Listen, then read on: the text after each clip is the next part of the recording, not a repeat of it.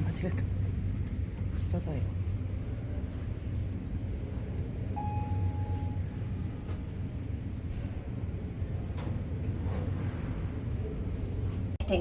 One day in Kalgoorlie, Jimmy Jr. is digging in the ground and he heaves and pulls out this.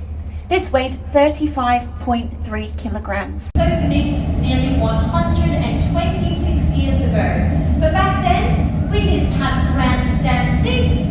And of course, we did not have the theatrical lights. There also wasn't one furnace. There was 15 lined up burning at once. Back then, coal-powered, today, natural gas. That burns at 1,200 degrees Celsius. When 15 furnaces burnt in this room, they measured temperatures over 55 degrees. However, that measurement was taken at the back of the room. You can only imagine how hot it was here where I'm standing. Saying that, even though I'm working with one furnace, as you see, that is still very hot. And what I will demonstrate is extremely dangerous. For your safety, and respectfully most important to me, my own safety, I will begin with a safety briefing. Please, for the gold pour demonstration, remain seated. If you are taking pictures or videos, please turn the flash off on your device. And if you have not done so already, please set your device to silent, as it's very fair to say, I don't want to be spooked or startled when holding molten gold. Finally, if we have an emergency and we must evacuate, please follow the yellow line on the ground, taking you out this emergency exit door, the same door we have just entered through. When exiting this door, please turn left and keep going that direction towards the open-aired courtyard. Do note, this direction is also the general exit too. If blocked, don't stress. We take the emergency exit. That door goes through the coining department. You'll have a free behind-the-scenes tour as compensation in a way. A lot of shiny, expensive things are left out in the open there. They are not souvenirs to pocket. If we go that way, security is on the other side with a metal detector asking why we couldn't go that way. Safety's done. Before I pour the gold, I will explain the safety gear I'll wear, as well as the step-by-step process of how I'll do the shape. But before I do all that, I think I need more safety gear. Picture this. The year is 1899. The Royal Mint Perth branch has opened, and I've shown up to work as a gold pourer. Not entirely historically accurate because women weren't allowed to back then, but imagine I was allowed to. This leather apron would be the only piece of protective gear I'm given to protect myself from the heat of that furnace. What about gloves? No gloves. How stingy. Instead, scrap fabric was wrapped around the hands. Now, that is bad, but I'm grateful I didn't work here in the 50s, because they thought a safer option was asbestos safety gear. 3 words that don't belong in the same sentence. Now, fast forward to today, I feel very safe coming to work as a gold pourer. Not everyone gets to say that sentence. My safety gear, I will explain from the toes up. I am wearing steel cap boots. On top of those, the most fashionable accessory to bless the planet. Leather spats to stop liquid gold from falling down my leg and going into my shoes. My trousers and shirt are made of a flame-resistant fabric.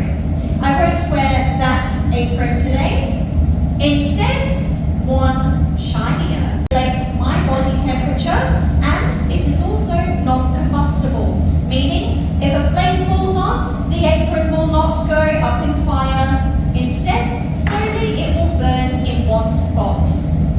And finally, the lining is a material called Kevlar, allegedly bulletproof. I don't plan to test that out.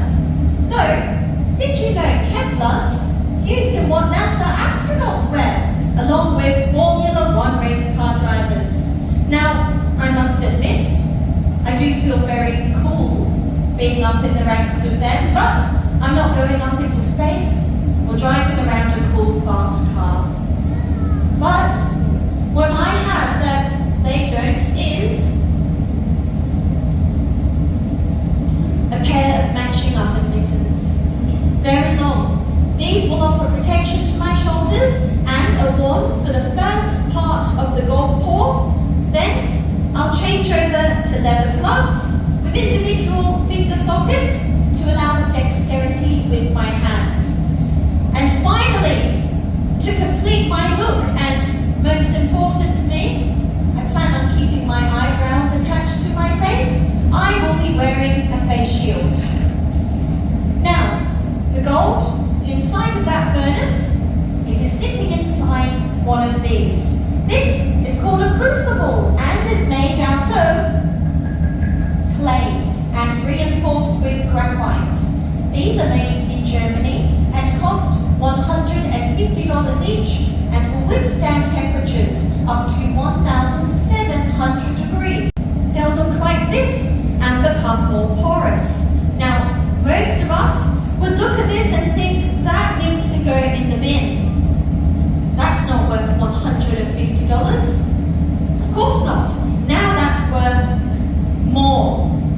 Because the crucible absorbs gold, up to $900 worth. These aren't thrown out. Instead, they are sent to our refinery where they're crushed down and the gold is extracted. But now, we ensure to retire the crucibles fortnightly so they don't get to a state like that and stealing all of our gold. However, of course it is expected to lose gold gradually over time from the gold bar I'm pouring today, so we do top up the weight of that gold by adding more back in, and we do that every 18 months. So, to begin my demonstration, the first thing I will do is turn off the lights, purely for dramatic effect.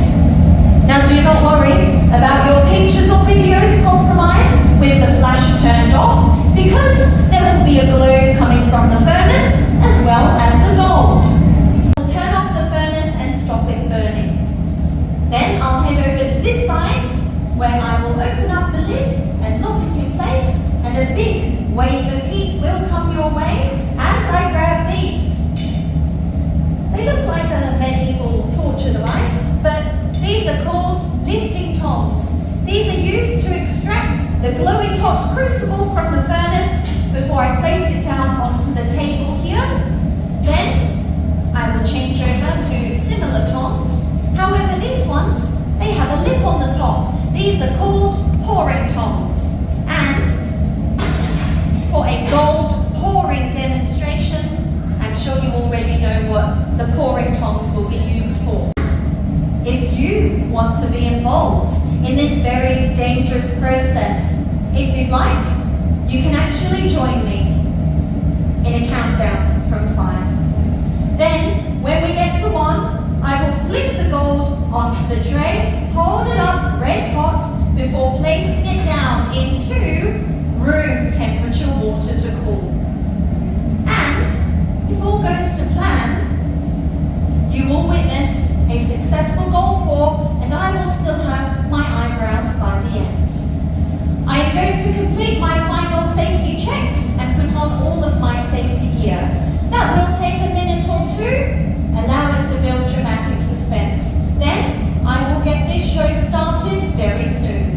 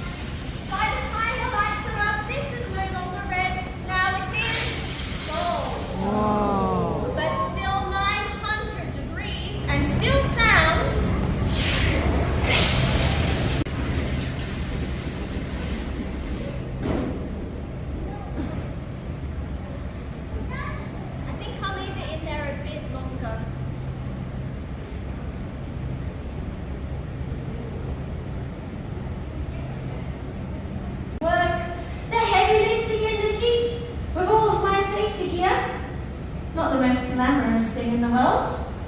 Now don't feel sorry for me, I'm lucky.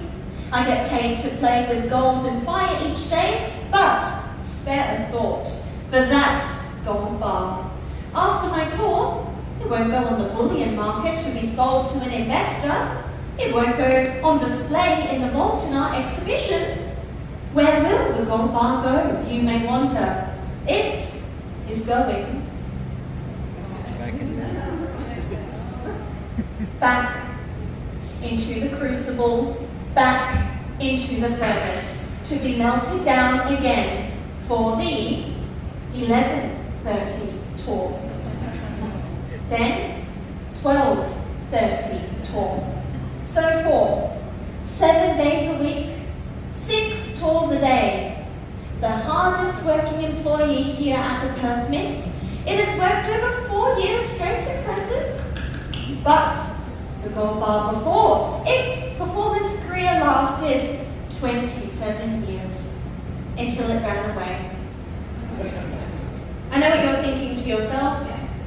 Hey, is Madeline okay? What kind of fumes did she inhale doing that? She's talking nonsense. Gold bars don't run away. Well, I'll tell you the story. The last bar was good as gold. But sadly on this day, that gold bar was let down by the jealous co-worker, the crucible, who wanted to steal the show. Finally, the gold pour started. A little too early and out the wrong end as well. That, not the gold rush we would have liked, and not part of the show either. The crucible placed back into the furnace, the audience evacuated. However, the biggest mystery remains. Was the audience refunded for not seeing a gold pour that day? The furnace turned off, given 3 days to cool. After that, they peek inside and staring back, a giant golden pancake with every impurity inside of the furnace. All of that gold got sent to the refinery, and they thought, let's send them a new gold bar instead. Last time I checked, that gold bar was 900 degrees.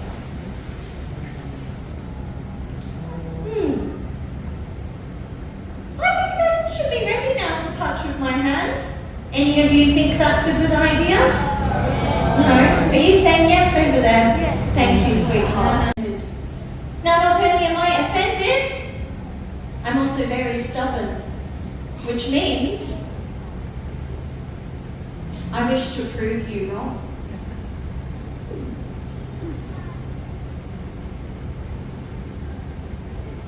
And that is a room temperature gold bar. Gold is a great conductor, meaning it cools down very quick. In fact, gold is used a lot in electronics to prevent overheating, and it won't rust, tarnish, or lose integrity. But gold is heavy, and of course slippery when it's been in water. I don't want something to happen like the gold bar, slip out of my hand and land straight down into my pocket. By accident, of course. On a more serious note, no moisture could go back in the furnace to prevent an explosion. However, now it's dry, proudly I can hold and show to you a fresh gold bar. What I am holding is 200 troy ounces, around 6.2 kilograms. At today's gold price, I'm holding over $900,000 in my hands. No, you are not allowed to touch it. $0.5 million. That gold bar is waiting for you inside the vault in our exhibition, and you can touch that one after the tour. But if we wanted to sell this on the bullion market, it's missing a few things. The top would go a Perth Mint Swan logo under the assay rating to indicate the purity. This 99.99%. You'd have a weight and finally a serial number for tracking purposes. I will stand here for about 15 seconds if you want to get a picture of the gold bar while I'm holding it. I will not be offended. Just weighing the bar now. Sit tight, folks.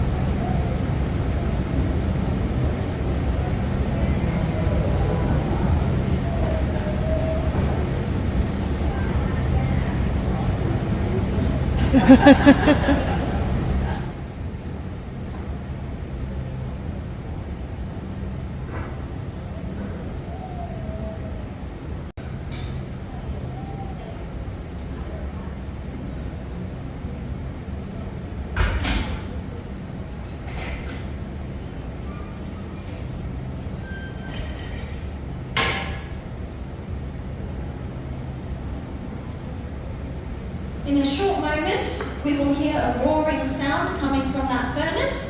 That's how we know it's back on. And that gold will take about 40 minutes to be melted down in time for the next gold pour demonstration. I will also turn the lights back on, so brace yourselves. 3, 2, 1, welcome back. In a short moment, when you exit the exhibition and have a look around, when you go off in that direction to exit, you will see some scales that you can stand on. Now do not worry, those scales, they will not tell you your weight. Instead, they'll tell you your worth.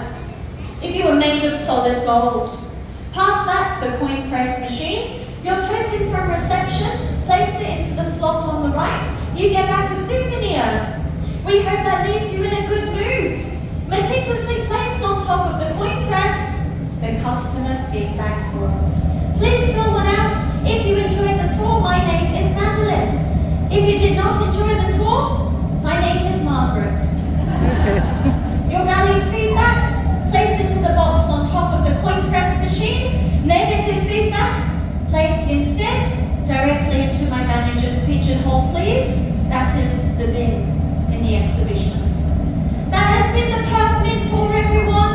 I hope you enjoyed it and learned a thing or two. Please go and enjoy the exhibition.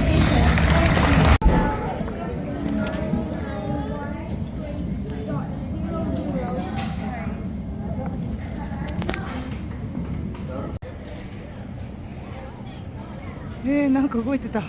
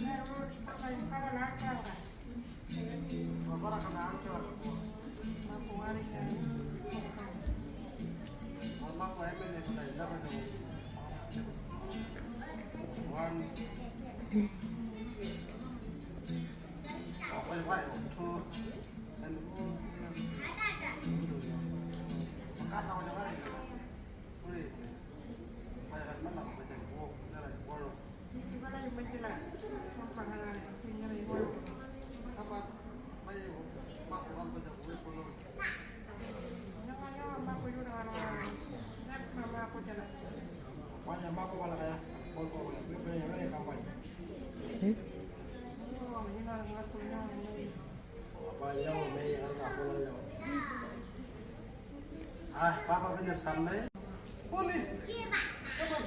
Mana poli bor? Papa punya sampai. Jadi pada yang lawan pokoknya ada. Wakat nara, please. Oh, kalian saya sebut. Oh, mau ke mana ya?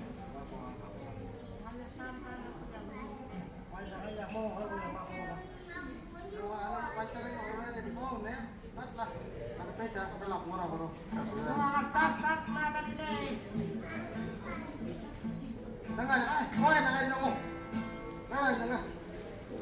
Kalau kau kan, kan kau yang orang kau.